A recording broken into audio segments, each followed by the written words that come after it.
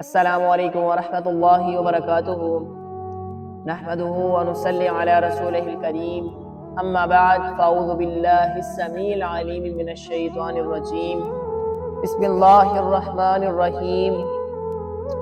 ایک بندہ نا ہمیشہ دعا کرتا تھا مگر اس کی دعا قبول نہیں ہوتی تھی۔ وہ جو بھی دعا کرتا مگر اس کی دعا قبول نہ ہوتی۔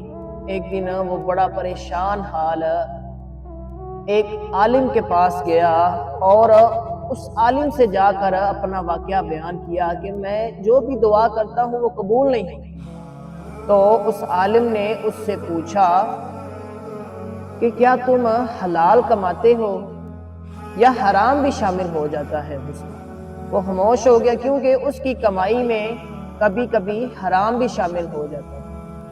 اس نے اسی دن فیصلہ کیا کہ وہ صرف حلال رزق کمائے گا اور حرام سے بچے گا۔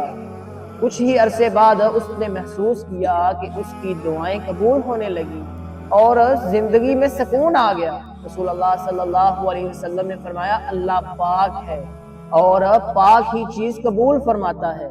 اس بات کا مفہوم یہ ہے جب انسان کا رزق حلال ہو تو اس کی عبادات اور دعائیں بھی قبول ہونے کے زیادہ قریب ہو جاتی ہیں۔ آج کا سبق ہے کہ ہمیشہ حلال رزق کمائیں، ہمیشہ حلال رزق کمانے کی کوشش کریں، کیونکہ یہی دعا کی قبولیت کا اہم ذریعہ ہے۔ دعا ہے کہ اللہ تعالی ہمیں اس بات پر عمل کرنے کی توفیق عطا فرمائے اور حرام رزق سے بچنے کی توفیق عطا فرمائے۔ وآخر دعوانا ان الحمد للہ رب العالمین۔